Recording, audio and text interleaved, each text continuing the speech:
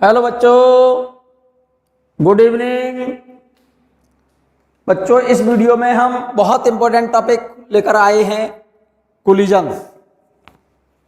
ठीक है, कॉपी और पेन निकाल लें आप और मेरे साथ साथ नोट करते जाएं।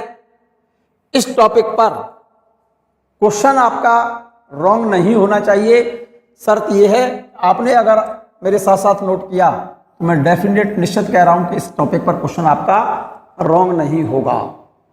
ठीक है, तो मेरे साथ साथ नोट कर लें बच्चों। कोलिजन्स की बात कर रहा हूं। कोलिजन हमारी दो है, एक तो इलास्टिक कोलिजन और एक होती है इनइलास्टिक कोलिजन। इलास्टिक कोलिजन कौन सी है? If total kinetic energy before collision is equal to the total kinetic energy after collision, then the collision is called elastic collision.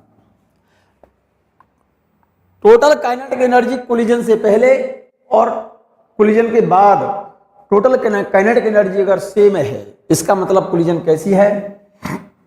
Elastic collision होगी। If total kinetic energy before collision, collision से पहले की total kinetic energy और after collision kinetic energy अगर equal है, same है, definitely collision कैसी होगी बेटे?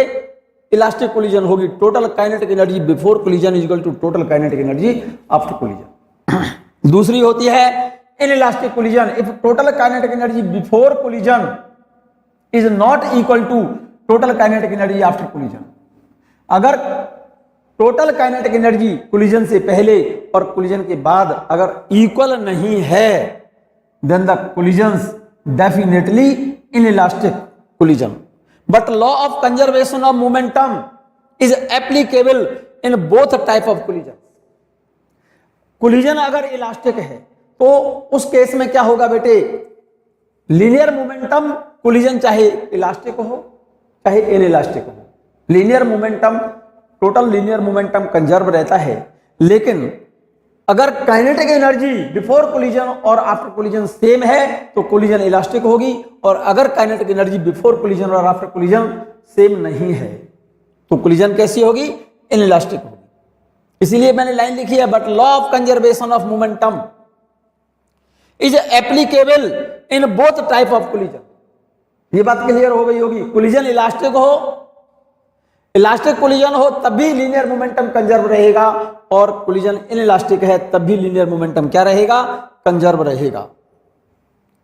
Hence in elastic collision both kinetic energy and momentum are conserved, but in inelastic collision total linear momentum will conserve but kinetic energy not conserve. बिल्कुल clear है? Important point. If number of body changes in collision, क्या कहा? If number of body changes in a collision then collision definitely inelastic. अगर collision में number of bodies बदल जाए तो निश्चित रूप से कोलिजन कैसी होगी? इनइलास्टिक कोलिजन होगी। If number of bodies decrease, number of bodies collision में चेंज हो गई, कोलिजन कैसी है? इनइलास्टिक है। अगर कोलिजन में नंबर ऑफ बॉडीज डिक्रीज हो, क्या हो? डिक्रीज हो।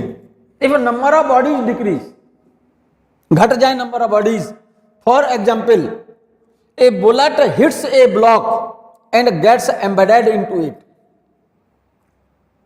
किसी ब्लॉक से कोई बुलेट टकराई और बुलेट टकराकर उस ब्लॉक के अंदर धसी रह जाई। एम्बेडेड इनटू इट का मतलब मिलकर के वो सिम एक बॉडी बन गई।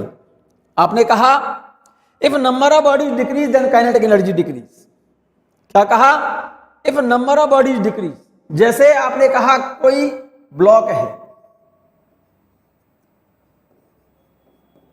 और इस ब्लॉक से कोई बुलेट टकराई, ये कोई बुलेट, और टकरा करके इसके अंदर धंसी रह जाए ये बुलेट, इसका मतलब पहले नंबर ऑफ बॉडीज कितनी है? 2, और आफ्टर कोलिजन ये बुलेट इसके अंदर, इससे बुलेट इससे टकराई और इसके अंदर क्या हो गई? Embedded into it. Embedded into it का मतलब इसके अंदर धंसी रह जाए, इसका मतलब दोनों ब्लॉक और बुलेट मिलकर के दोनों कंबाइंड एक बॉडी हो गई। नंबर ऑफ बॉडीज अगर डिक्रीज हो तो kinetic energy then total kinetic energy decrease, तो उस केस में पहले काइनेटिक एनर्जी ज्यादा होगी और नंबर ऑफ बॉडीज घटने के बाद, डिक्रीज होने के बाद काइनेटिक एनर्जी क्या होगी? घट जाएगी।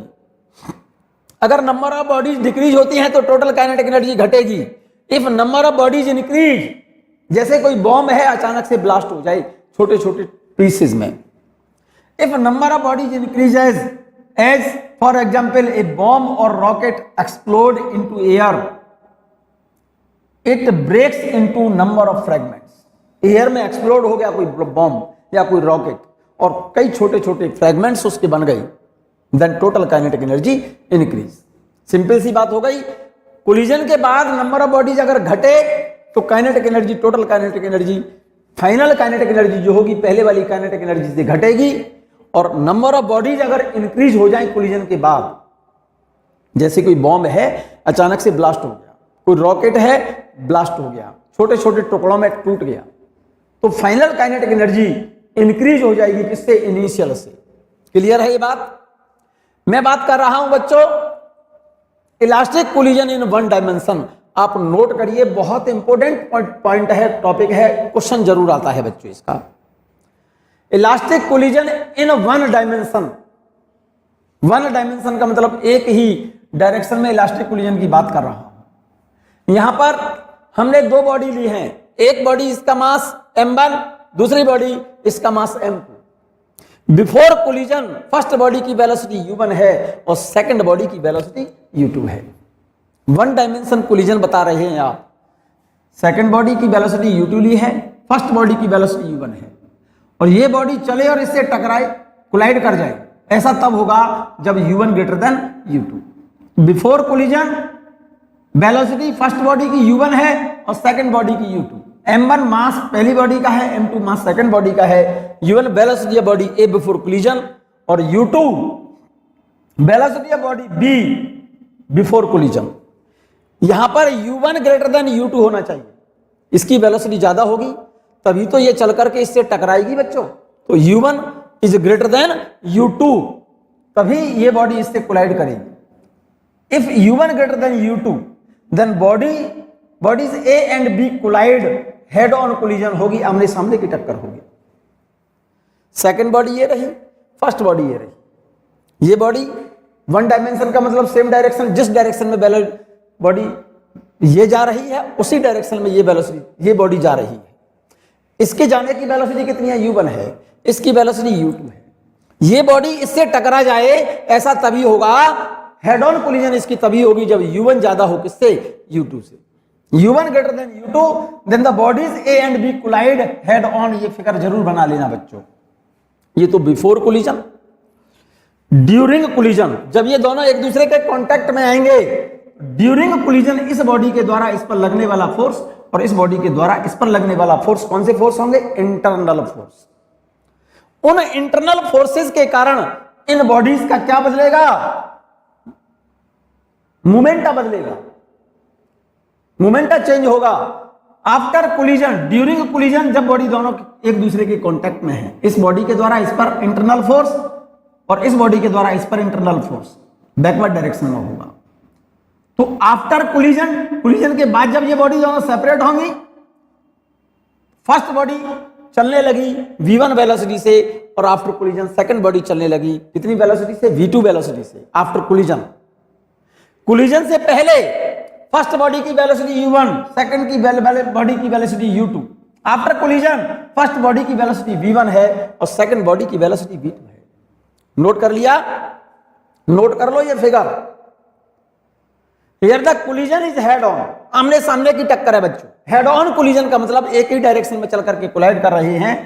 सो the all velocities are along the same straight line, एक ही डायरेक्शन में है।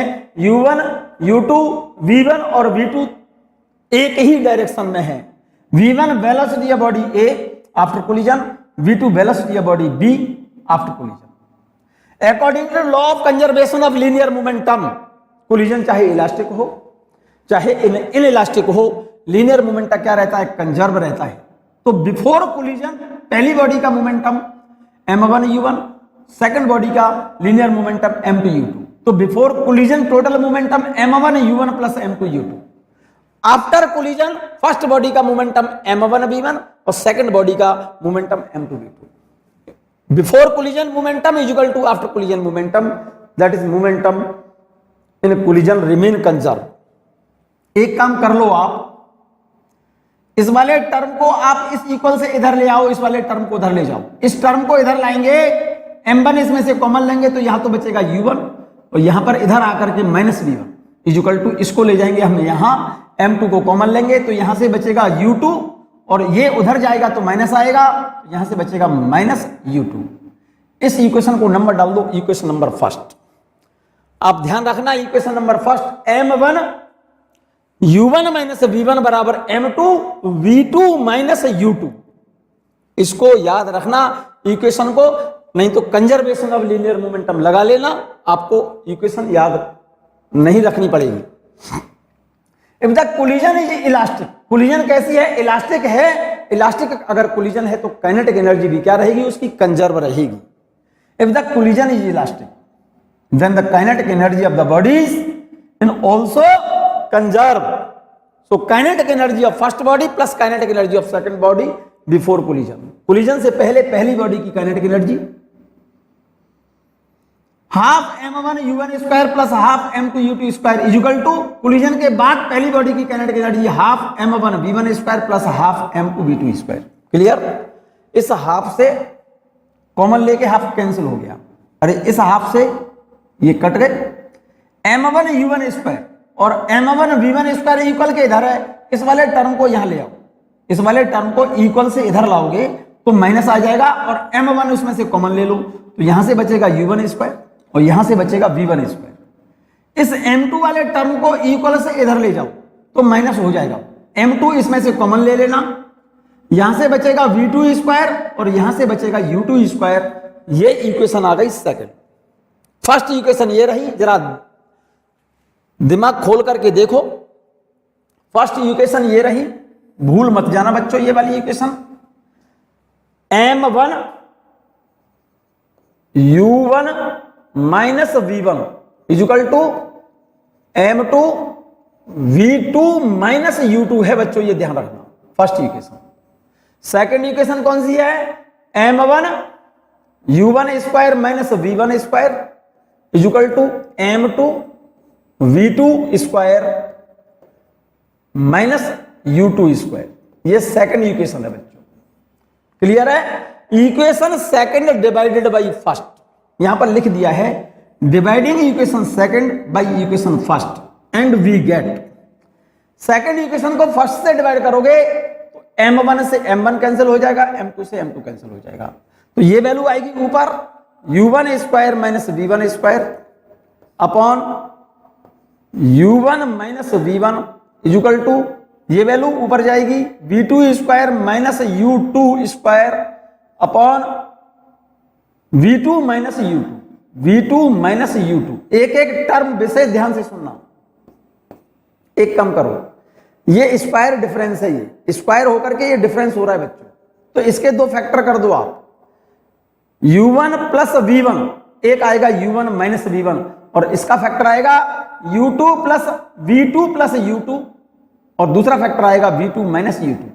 तो v2 माइनस u2 से v2 माइनस u2 कट जाएगा, यहां पर u1 माइनस v1 से ऊपर वाला factor u1 minus v1 cut जाएगा, ऊपर आएगा u1 plus v1 is equal to, इधर आएगा v2 प्लस u2। क्लियर? यहां तक तो कोई प्रॉब्लम नहीं है। इस u2 को इधर ले आओ और इस v1 को उधर ले जाओ, इस u2 को इधर ले आओ, इस v1 को उधर ले जाओ, u1 minus u2 is equal to, u2 को यहां लाया हूं, v1 को उधर ले गया हूं, v2 माइनस v1। क्लियर है? This is the relative velocity before collision, this is the relative velocity after collision. ये रिलेटिव वेलोसिटी है कोलिजन से पहले और ये रिलेटिव वेलोसिटी है कोलिजन के बाद। तो यहां पर मैंने यही किया है मेरे बच्चे, सेकंड इक्वेशन ये रही और फर्स्ट इक्वेशन ये रही।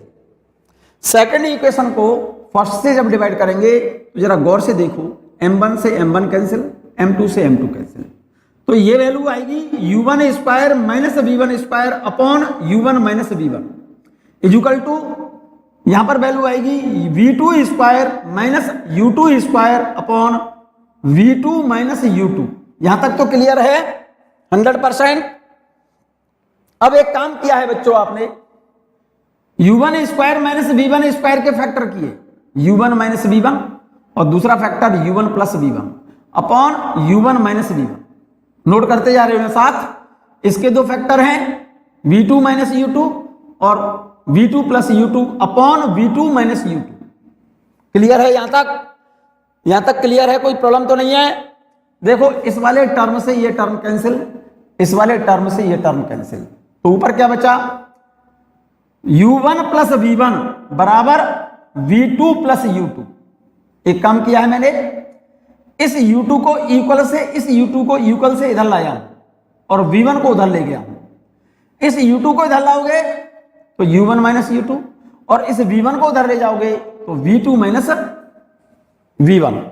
ये तो रिलेटिव वेलोसिटी है बिफोर कोलिजन, टकराने से पहले रिलेटिव वेलोसिटी है दोनों बॉडीज की, और ये टकराने के बाद रिलेटिव वेलोसिटी है।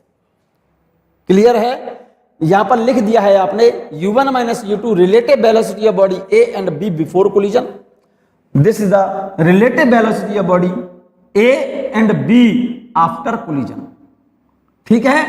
आफ्टर कोलिजन रिलेटिव वेलोसिटी और बिफोर कोलिजन रिलेटिव वेलोसिटी का रेशियो, ये वाले टर्म को मैं इस वाले टर्म को इधर लाया हूं इसके नीचे, v2 माइनस v1। बहुत इंपॉर्टेंट लाइन लिखी है बच्चों, ये देख लो अच्छे से।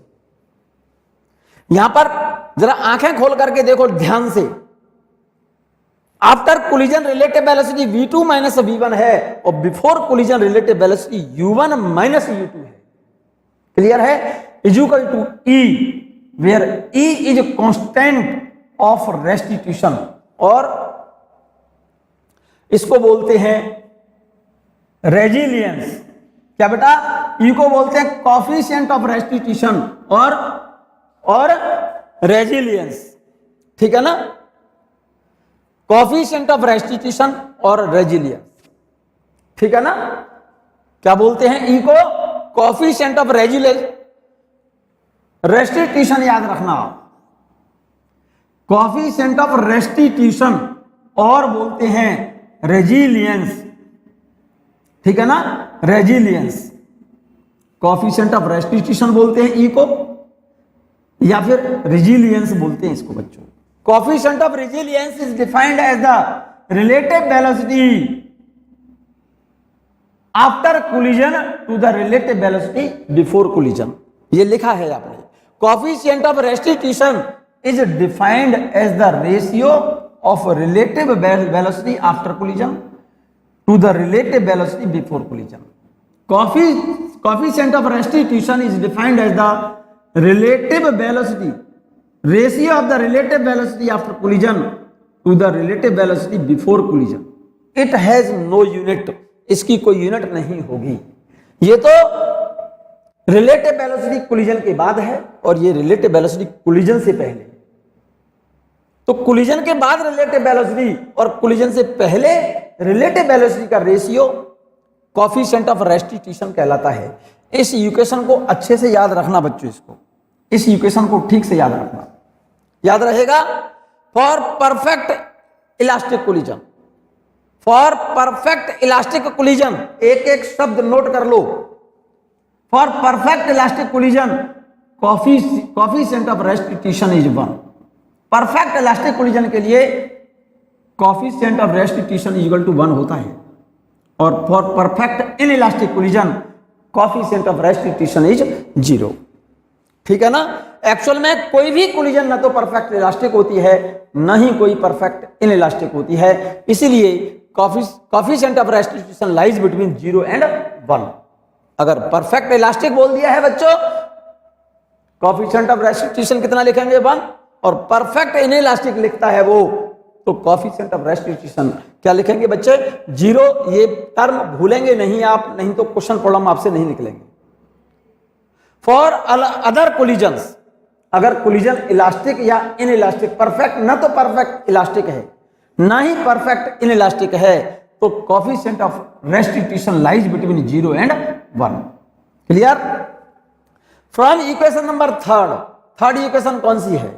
ये रही बच्चों, v1 minus u2 is equal to v2 minus v1। इस इक्वेशन को जरा गौर से देखो, मुझे V1 और V2 की वैल्यू फाइंड करनी है। V1 और V2 की वैल्यू फाइंड करनी है from equation number third. From equation number third कौन सी थी, जरा गौर से देखिएगा।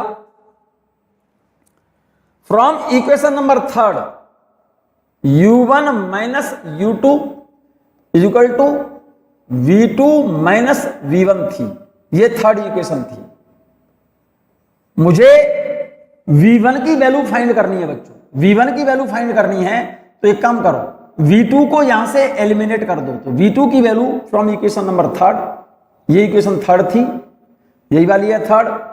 तो यहां से V1 की वैल्यू फाइंड करनी है। तो V2 बराबर इस V1 को इधर ले आओ, V1 प्लस ये वैल्यू इधर आएगी, इक्वल से इधर आएगी तो प्लस हो जाएगा, और ये प्लस U1 है और माइनस U2 है। इस वैल्यू को V2 की ये वाली वैल्यू सब्स्टिट्यूट कर दो इन equation number first. This value is substituting in equation number first. और फर्स्ट इक्वेशन आप भूल गए होंगे, फर्स्ट इक्वेशन में लिख रहा हूं from equation number first. First equation लिख रहा हूं, देखो M1 U1 minus, first equation लिख रहा हूं M1 U1 minus V1 is equal to M2 V2 minus U2। ये फर्स्ट इक्वेशन थी बच्चों तुम्हारी। इस इक्वेशन में, इस वाली इक्वेशन में V2 की जगह पर, इस V2 की जगह पर ये वाली वैल्यू यहां पर सब्स्टिट्यूट करूंगा। तो यहां पर देखो जरा गौर से, M1 U1 minus V1 is equal to ये M2, और इस V2 की जगह पर ये वैल्यू सब्स्टिट्यूट करूंगा V1 plus U1 minus U2, और ये माइनस U2। मुझे V1 निकालना है बच्चों, तो इसमें मल्टीप्लाई करो पहले, M1 U1 minus M1 V1 is equal to M2 V1 plus M2 U1 minus U2 और U2, दो U2 हो गए ना, M2 माइनस 2 M2 U2। अब मुझे V1 निकालना है बच्चों। देखो V1 निकालना है तो इस V1 वाले टर्म को, इस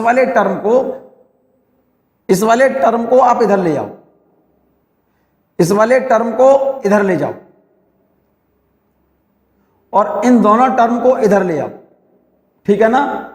तो V1 वाला टर्म, ये वाली वैल्यू मैं इधर ले जा रहा हूं, तो ये वैल्यू इधर ले जाऊंगा तो V1 कॉमन लूंगा, V1 कॉमन लूंगा तो इसमें क्या आ जाएगा, M1 प्लस M2 आएगा। ये वैल्यू इधर गई। अब ये वाला टर्म इधर ला रहा हूं और ये वाला टर्म इधर ला रहा हूं, ठीक है ना। इस वाले टर्म को जब मैं इधर लाऊंगा, इस वाले टर्म को जब मैं इधर लाऊंगा तो U1 कॉमन आएगा, is equal to U1 common आएगा, इसमें M1 माइनस M2, और इस वाले टर्म को इधर लाऊंगा तो प्लस 2 M2 U2। मुझे V1 निकालना है तो M1 प्लस M2 को नीचे ले जाओ, तो V1 इज इक्वल टू आ जाएगा, V1 बराबर आएगा M1 minus M2 upon M1 plus M2 into U1 plus 2 M2 upon M1 plus M2 और इंटू U2। ये चेक कर लो, V1 का वैल्यू ये आएगी, V1 बराबर M1 minus M2 upon M1 plus M2 into U1 plus 2 M2 U2 upon M1 plus M2। V1 की value ये आ गई, ये रही, चेक कर लो आराम से, तसल्ली से। इसे रटना नहीं है, फॉर्मूला डायरेक्ट याद रख सकते हैं तो मोस्ट वेलकम, बहुत अच्छी बात है। ये V1 है, V1 के लिए यहां पर 2 M2 U2 upon M1 plus M2, V1 है तो M1 minus M2 upon M1 plus M2 into U1। विशेष ध्यान से सुनो, V1 बराबर M1 minus M2 upon M1 plus M2 into U1 plus V1 के लिए आएगा 2 M2 U2 upon M1 plus M2। M1 plus M2 denominator दोनों का same है, यहां पर v1 है तो ये m1 माइनस m2 आएगा, v1 है तो यहां पर 2m2u2 आएगा। सिमिलरली सेम इसी तरह से फ्रॉम इक्वेशन थर्ड v1 की वैल्यू हम इक्वेशन फर्स्ट में लिखते हैं तो v2 की वैल्यू आ जाएगी। देखो मैं लिख रहा हूं, वैल्यू सॉल्व करके दिखाता हूं। फ्रॉम इक्वेशन थर्ड इक्वेशन क्या थी, भूल गए होंगे, u1 minus v1 is equal to v2 minus u2। मुझे v2 की वैल्यू निकालनी है तो इस u2 को इधर ले जाओ, तो v2 बराबर क्या होगा, नहीं v1 की वैल्यू निकल आई, अब आपको निकालनी है v2 की वैल्यू। किसकी वैल्यू निकालनी है मेरे बच्चे, v2 की वैल्यू निकालनी है। तो एक काम कर लो,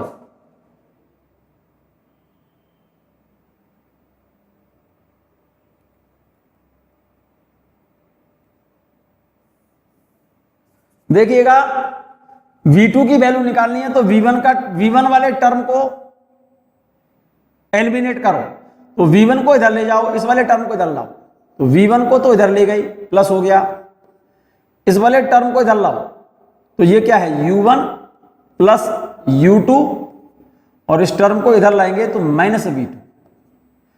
इस वैल्यू को थर्ड इक्वेशन से हटा करके इक्वेशन फर्स्ट में डाल दो। फर्स्ट इक्वेशन क्या थी, m1 u1 minus v1 is equal to m2 v2 minus u2। ध्यान करो फर्स्ट इक्वेशन ये थी। इस v1 की वैल्यू यहां पर लिखनी है मुझे ये वाली, तो यहां पर लिख रहा हूं, देखो m1 ये u1 है माइनस v1 का मान ये वाली वैल्यू रखूंगा यहां पर, और इसमें लग रहा है माइनस, माइनस लगेगा तो ये क्या हो जाएगा, माइनस u1 माइनस u2 और plus v2 is equal to m2 v2 minus u2।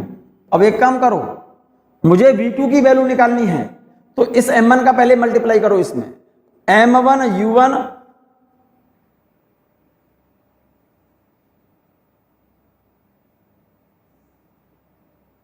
इस u1 से बच्चों ये u1 कैंसिल हो गया, कहीं चक्कर पड़ा बच्चों, u1 माइनस नहीं चक्कर पड़ जाइए, u1 माइनस u2 है बच्चों, ये इक्वेशन फर्स्ट गलत हो गई है। मैं फिर से लिखता हूं बच्चों, ठीक वर्जन लिखता हूं इसका, गलती से from equation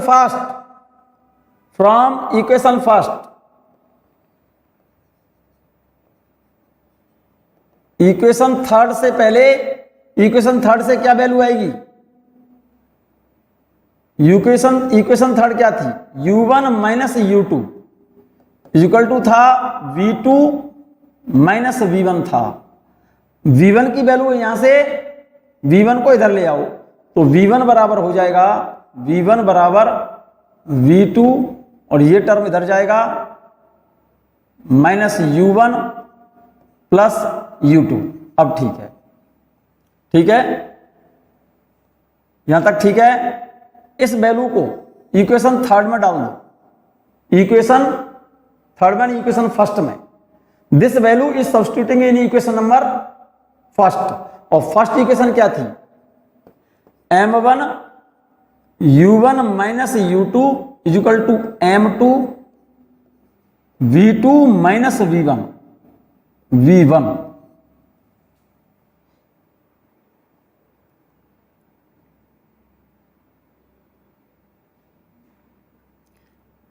m1 u1 minus v1। बच्चों ये फिर गलत हो गई,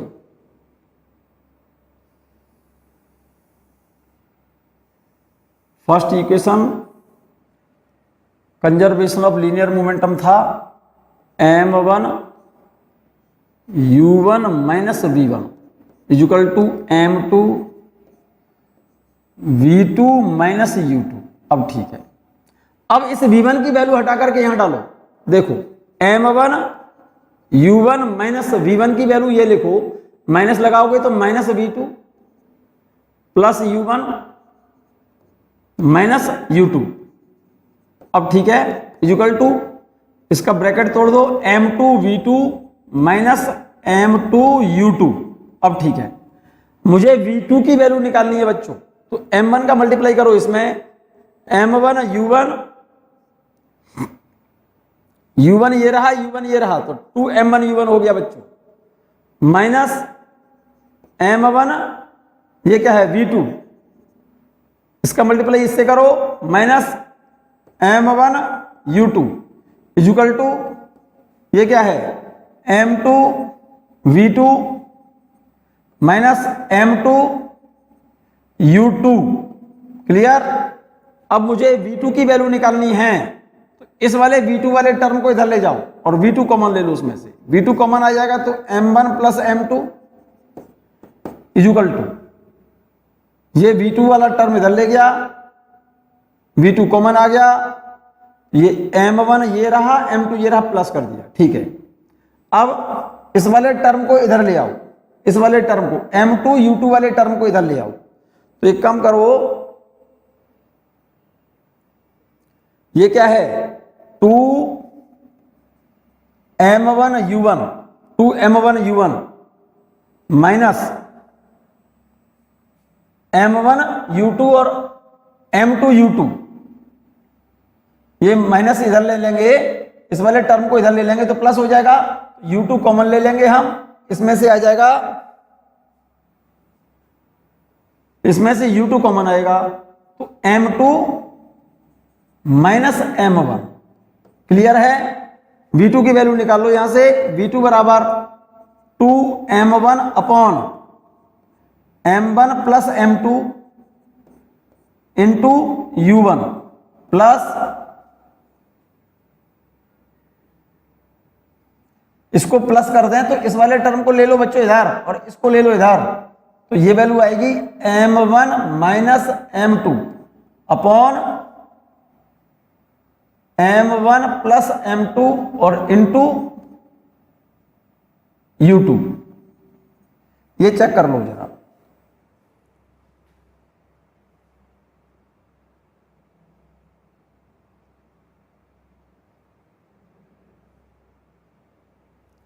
कहीं प्लस माइनस का चक्कर पड़ गया बच्चों फिर से। देखो ये v2 कॉमन आ गया, v2 ये इधर जाएगा, m1 प्लस m2। ठीक है, इक्वल टू 2m1 u1 ये रहा, 2m1 u1 ये रहा। ठीक है, और इस वाले टर्म को इधर लाएंगे तो ये प्लस होगा, प्लस होगा बच्चों, ये प्लस u2 कॉमन आ जाएगा तो m2 प्लस, अब सही है, m2 माइनस m1 आएगा। v2 बराबर क्या आ गया, देखो जरा गौर से, v2 बराबर 2m1 u1 upon m1 plus m2 plus m2 minus m1 upon m1 plus m2 into u2। ये रिलेशन ये रहा, ये रिलेशन हमारे सामने है। ठीक है ना, यहां तक तो कोई प्रॉब्लम नहीं, यहां तक तो कोई प्रॉब्लम नहीं है बच्चों। ये दोनों इक्वेशन समझ आ गई। फिर से मैं यहां पर इक्वेशन को लिख दे रहा हूं। v1 की वैल्यू क्या आई है, देखो v1 और v2 दोनों इक्वेशन आपको याद रखनी है बच्चों। कैसे याद रखनी है, v1 बराबर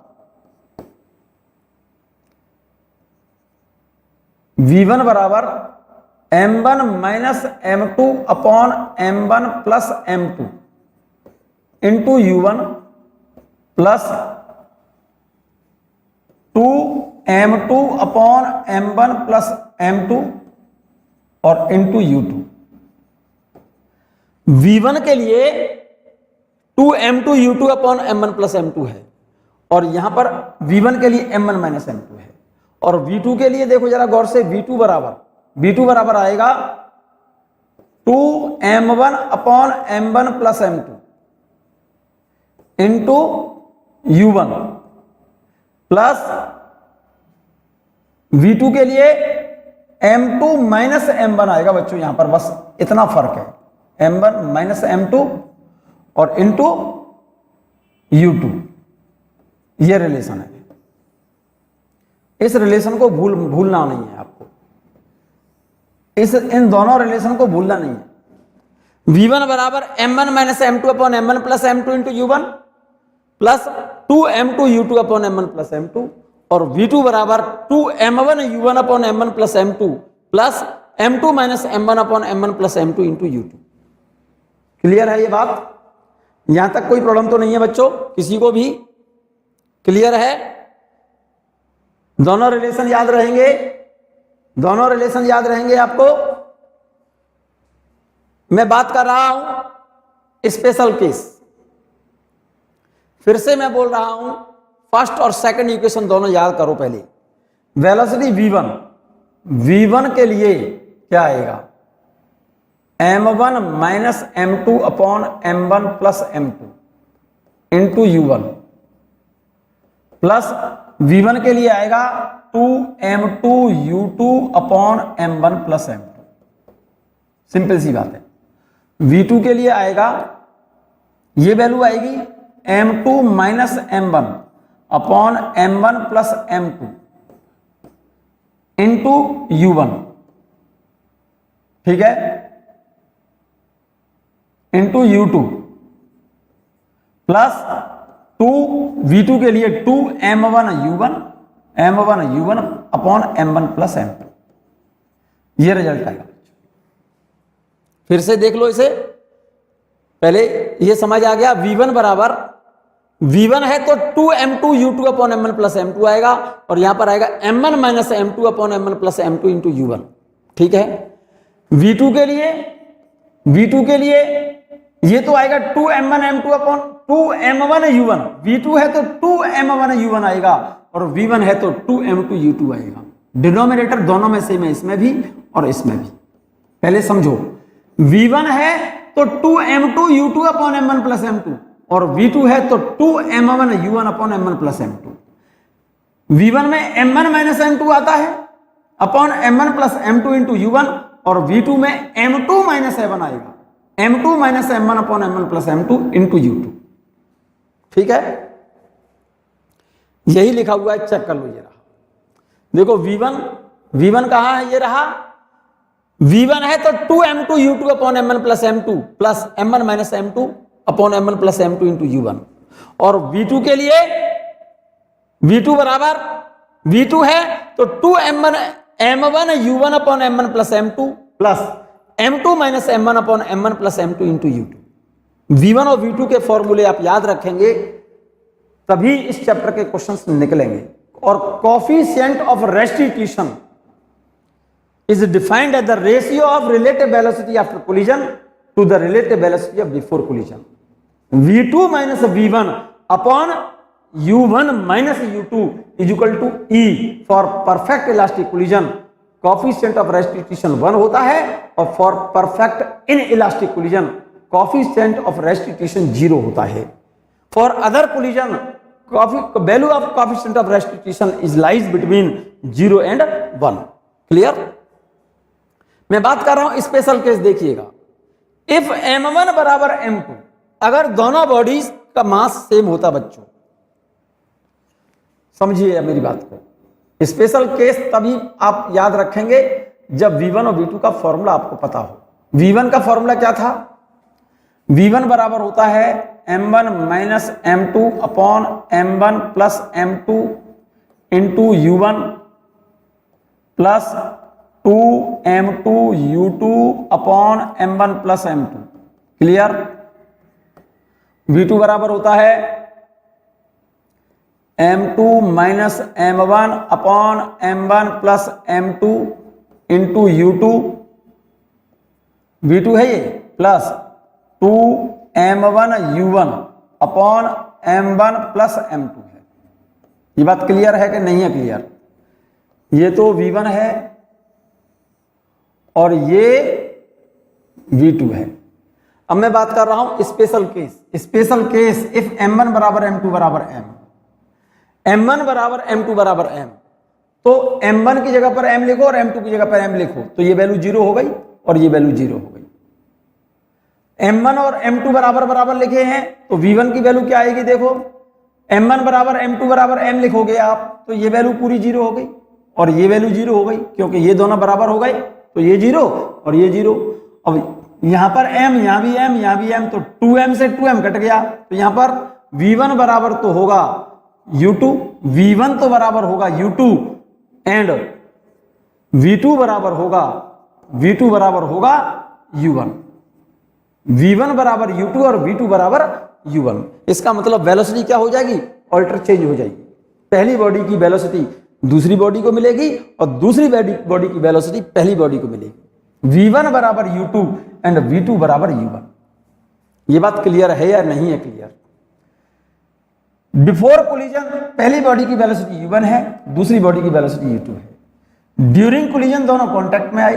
कोलिजन के बाद जो इस बॉडी की वेलोसिटी थी ना, पहली बॉडी की वेलोसिटी तो मिल जाएगी दूसरी बॉडी को, तो फर्स्ट बॉडी की वेलोसिटी ये तो ट्रांसफर हो जाएगी पहली सेकंड बॉडी को, और सेकंड बॉडी की वेलोसिटी ट्रांसफर हो जाएगी किसको, फर्स्ट बॉडी को, आफ्टर कोलिजन। ये बात क्लियर है कि नहीं? सेकंड बॉडी की वेलोसिटी u2 है और ये किसको मिल गई, पहली बॉडी। v1 बराबर u2 हो गया और v2 बराबर u1 हो गया। इसका मतलब इस बॉडी की वेलोसिटी तो इसको चली गई और इस बॉडी की वेलोसिटी इसको आ गई। यही लिखा है, that is there velocities are just interchange. ये बात क्लियर है या नहीं है? क्लियर है?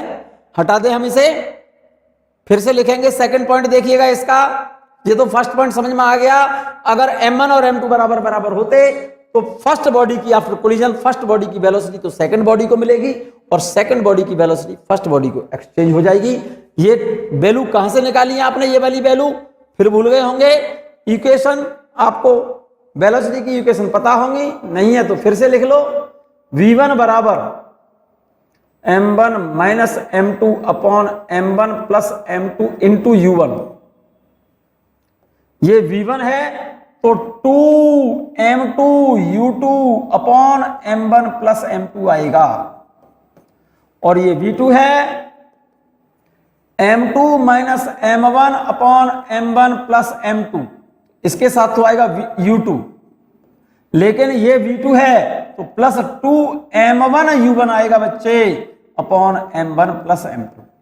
आपने स्पेशल केस में क्या लिखा था, m1 बराबर m2 बराबर m, तो ये टर्म 0, ये टर्म 0, ये 2m हो, ये भी 2m, क्योंकि m2 की जगह पर m लिखोगे, m1 की जगह पर m लिखोगे, m2 की जगह पर भी m लिखोगे, तो ये क्या बन गया 2m हो, ये भी 2m, तो v1 बराबर हो गया, क्योंकि 2m से 2m कैंसिल हो जाएगा, क्योंकि कंडीशन ये लगाओगे ना, तो उस केस में v1 बराबर तो हो जाएगा u2 और v2 बराबर हो जाएगा u1।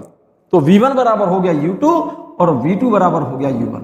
तो पहली बॉडी की वेलोसिटी तो मिल जाएगी सेकंड बॉडी को, v2 बराबर u1 हो गया, और सेकंड बॉडी की जो वेलोसिटी थी वो मिलेगी फर्स्ट बॉडी को, तो v1 बराबर हो गया u2। That is there velocities are just interchange after collision. इसका सेकंड केस देखिएगा, सेकंड पॉइंट, इफ u2 बराबर 0, इफ u2 बराबर 0 तो उस केस में क्या होगा, आपने कंडीशन लिखी है पहली स्पेशल केस में, v1 बराबर, फिर भूल गए, m1 minus m2 upon m1 plus m2, बार बार लिख के देखना जैसे मैं लिख रहा हूं, u1 plus 2 m2 u2 upon m1 plus m2, clear. और v2 बराबर m2 minus m1 upon m1 plus m2 into u2 plus 2 m1 m2 m1 u1, m1 2 m1 u1 m1 u1 है बच्चों ये, upon m1 plus m2। Special case में क्या लिखा था आपने, इफ m1 बराबर m2 बराबर m and u2 is equal to 0, second body अगर रेस्ट पर होती, सेकेंड पॉइंट लिखा है आपने ये वाला, इफ u2 m1 बराबर m2 बराबर m है और सेकेंड बॉडी रेस्ट पर है, u2 बराबर 0 है, तो जरा गौर से देखो, u2 0 कर दो तो ये वैल्यू 0 हो गई, और m1 बराबर m2 बराबर m है तो ये वैल्यू 0 हो गई, तो उस केस में v1 हो जाएगा 0 और v2 की वैल्यू क्या होगी, u2 0 लिखा है आपने तो ये वैल्यू 0 हो गई, और m1 बराबर m2 लिखा है तो ये 2m से 2m कट गया, तो v2 बराबर क्या हो जाएगा, उस केस में V2 बराबर क्या हो जाएगा, V2 बराबर U1। क्लियर? मतलब सेकंड बॉडी अगर रेस्ट पर है और दोनों बॉडीज का मास अगर सेम है तो टकराने के बाद फर्स्ट बॉडी आ जाएगी रेस्ट पर और सेकंड बॉडी उसी वेलोसिटी से चलेगी जिस वेलोसिटी से फर्स्ट बॉडी जा रही थी। क्लियर है ये बात? तो यहां पर लिख दिया है U2 बराबर 0, that is the target body B is initially at rest. Then from equation 4th and 5th V1 बराबर क्या हो जाएगा, M1 बराबर M2 अगर है तो V1 बराबर तो ये होगा और M1 बराबर M2 होता तो ये भी क्या हो जाता 0 और ये V2 बराबर U1 हो जाता। In this case we consider 3 situations, क्योंकि अगर M1 बराबर M2 बराबर M नहीं है, अगर M1 बराबर M2 बराबर नहीं है बच्चों, उस केस में देखो मैं यहीं पर लिखे दे रहा हूं, ध्यान से सुनो मेरी बात को। If target body is at rest, उस केस में क्या हुआ, इफ U2 बराबर 0, इफ U2 बराबर 0 लिखेंगे ये टर्म 0 हो जाएगा, तो V1 बराबर हो जाएगा M1 minus M2 upon M1 plus M2 into U1। इसको नंबर जो भी डालना चाहो डाल दो। और V2 बराबर क्या होगा, U2 बराबर 0 बोल रहे हो, U2 बराबर 0 बोल रहे हो तो ये वैल्यू 0 हो गई, 2 M1 U1 upon M1 plus M2।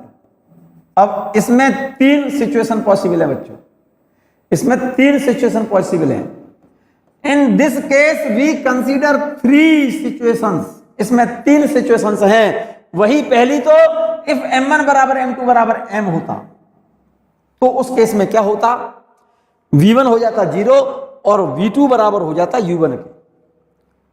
अरे भाई अगर दोनों बॉडीज का मास सेम होता, M1 बराबर M2 होता तो ये तो वैल्यू 0 हो जाती पूरी और V2 की वैल्यू कितनी हो जाती, U1 के बराबर, क्योंकि M1 को M लिखते, M1 को M और M2 को M, तो ये ऊपर 2M और नीचे 2M, तो V2 बराबर U1 और V1 बराबर 0 हो जाता। कब, जब M1 बराबर M2 बराबर M होता तब। तो उस केस में देखो जरा गौर से, देन फ्रॉम इक्वेशन नंबर 6 वही वाली बात हो गई, V1 बराबर 0 और V2 बराबर हो गया U1। ये बॉडी रेस्ट पर है सेकंड बॉडी और फर्स्ट बॉडी से U1 वेलोसिटी से टकरा रही है, तो ड्यूरिंग कोलिजन ये कंडीशन है। और after collision first body second body rest पर थी तो ये बॉडी इससे टकरा करके क्या हो जाएगी, फर्स्ट बॉडी आ जाएगी रेस्ट पर और सेकंड बॉडी उसी वेलोसिटी से चलने लगेगी जिस वेलोसिटी से बॉडी फर्स्ट चल रही थी।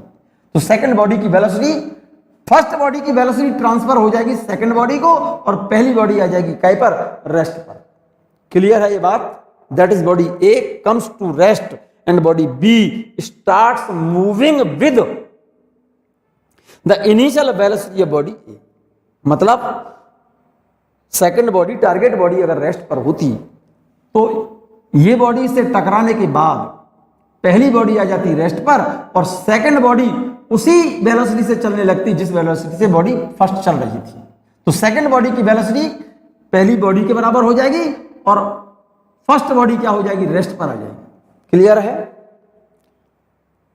सो obviously in such a collision 100% kinetic energy of the body A is transferred to the body B।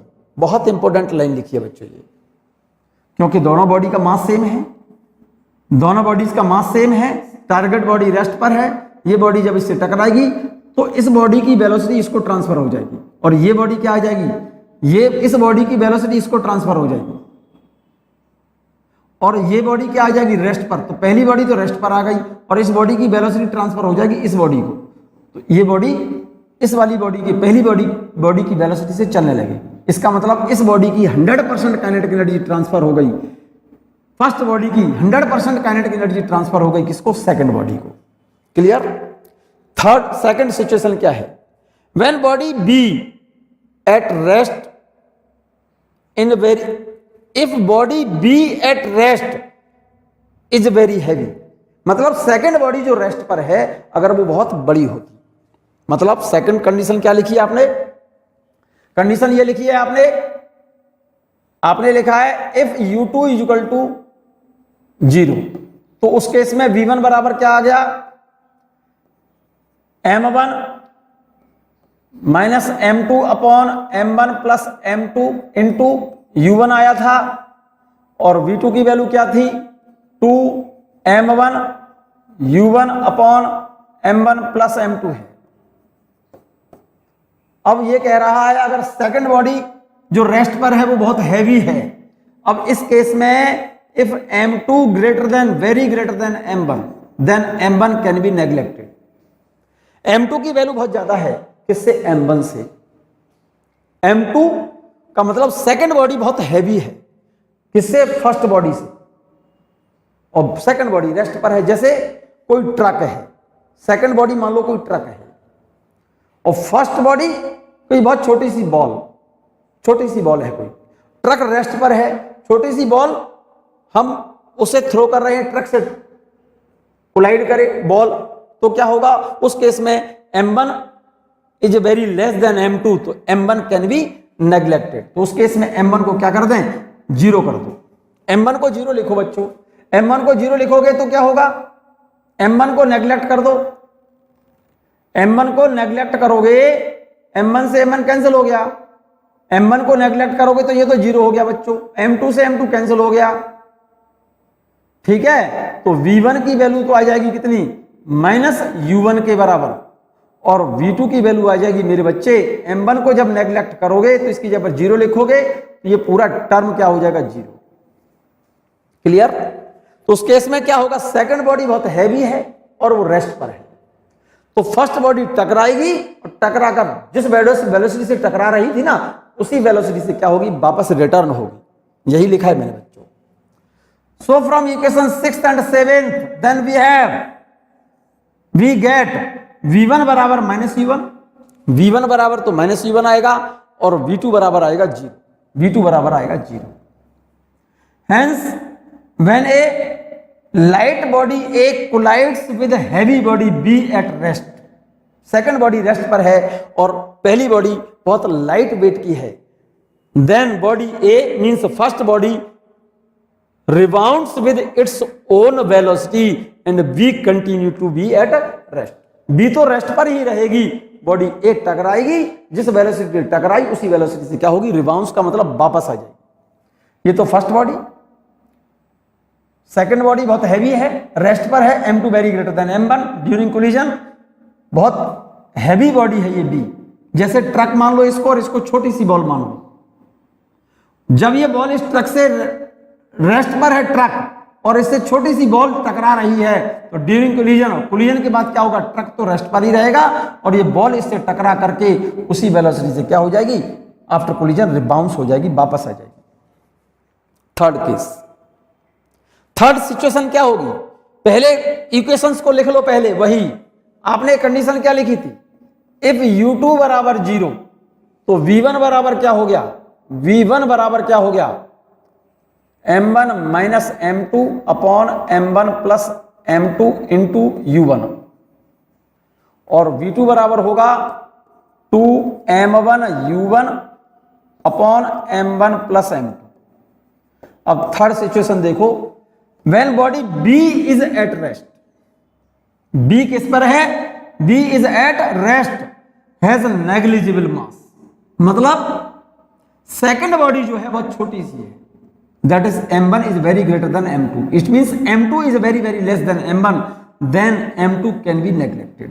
तो इस केस में m2 को नेग्लेक्ट करो बच्चों, इसमें से m2 को नेग्लेक्ट करोगे तो इसको नेग्लेक्ट कर दो, कैंसिल हो गया, m1 से m1 कट जाएगा, उस केस में क्या होगा, m1 is very very greater than m2, then m2 can be neglected, तो v1 की वैल्यू आ जाएगी, v1 बराबर तो u1 होगा, और v2 बराबर m2 को नेग्लेक्ट कर रहे हो, m2 को नेग्लेक्ट कर रहे हो इसको, और m1 से m1 कट गया तो v2 बराबर होगा 2u1। चेक कर लो, फर्स्ट बॉडी की वेलोसिटी तो सेम रहेगी, लेकिन सेकंड बॉडी की वेलोसिटी फर्स्ट बॉडी के जस्ट क्या हो जाएगी, डबल। क्लियर है, मतलब सेकंड बॉडी बहुत लाइट बॉडी है, ठीक है ना, सेकंड बॉडी रेस्ट पर है, बी रेस्ट पर है, लेकिन उसका मास बहुत कम है, ठीक है ना। जैसे कोई ट्रक, इस फर्स्ट बॉडी को मैं ट्रक मान लूं और सेकंड बॉडी को कोई स्कूटर सवार या साइकिल सवार मान लूं। साइकिल सवार जा रहा है और पीछे से सेकंड बॉडी रेस्ट पर है, साइकिल रेस्ट पर है। साइकिल सवार कोई खड़ा हुआ है रोड पर और पीछे से ट्रक आया और साइकिल से टकराया, टकरा करके साइकिल से टकराया तो क्या होगा? ट्रक तो अपनी उसी स्पीड से चलता रहेगा, लेकिन साइकिल सवार की जो वेलोसिटी थी ना, रेस्ट पर जो था साइकिल सवार, वो ट्रक की जस्ट डबल वेलोसिटी से चलने लगेगा। यही कंडीशन लिखी है बच्चों, यही कंडीशन लिखी है। v1 बराबर u1 होगा और v2 बराबर 2u1 होगा। हेंस ये क्लियर हो गई बात ये। Hence when a heavy body A undergoes an elastic collision with a light body B at rest, then the body A keeps on moving with the same velocity in the same direction and the body B starts moving with double the initial velocity of the body A. Second body A की double velocity से चलने लगेगी। ये बात clear है ना? ये बात यहां तक बात क्लियर है ना बच्चों? कंडीशन क्लियर है ना? ये मैं बात इलास्टिक कोलिजन की थी बच्चों, मैंने आपको मोशन इन वन डायमेंशन की।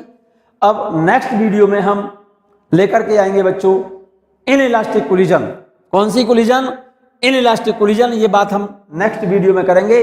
पहले इस वीडियो को आप elastic collision in one dimension, इस वीडियो को कम से कम 3 बार देखें और इसको स्पेशल केस इसके जो हैं वो नोट कर लें। खास तौर से elastic collision in one dimension आपको कुछ भी याद नहीं रखना, आपको केवल 4 लाइनें याद रखनी है। क्या बेटा? एक तो आफ्टर कोलिजन वेलोसिटी v1 की वैल्यू कितनी होगी? v1 बराबर m1 minus m2 upon m1 plus m2 into u1। v1 है तो ये आएगा 2m2u2 upon m1 plus m2। एक तो रिलेशन ये याद रखना है बच्चों आपको। दूसरा रिलेशन v2 बराबर m2 माइनस m1 आता है बच्चों, ये ध्यान रखना है इसमें। m1 plus m2 into u2 plus v2 है तो 2m1u1 आएगा अपॉन m1 प्लस m2 आएगा। ये 2 रिलेशन आपको याद रखने हैं स्पेशली। और m1 बराबर m2 बराबर m हो तो v1 और v2 क्या होगा? अगर second body target body rest पर है तो उस पर स्पेशल केस, उसके 3 कंडीशंस बताई थी मैंने, वो तीनों कंडीशंस आप तैयार कर लें। मेन पॉइंट ये दोनों फॉर्मूले हैं। और coefficient of restitution, coefficient of restitution ratio है किसका? रिलेटिव वेलोसिटी का आफ्टर कोलिजन और रिलेटिव वेलोसिटी बिफोर कोलिजन। यहां से आगे की बात बच्चों हम नेक्स्ट वीडियो में करेंगे। हम इन इलास्टिक कोलिजन की बात नेक्स्ट वीडियो में करेंगे, लेकिन पहले आप इस वीडियो को कम से कम 2-3 बार देखें, एक बार लिख लें और इसको रिवाइज कर लें।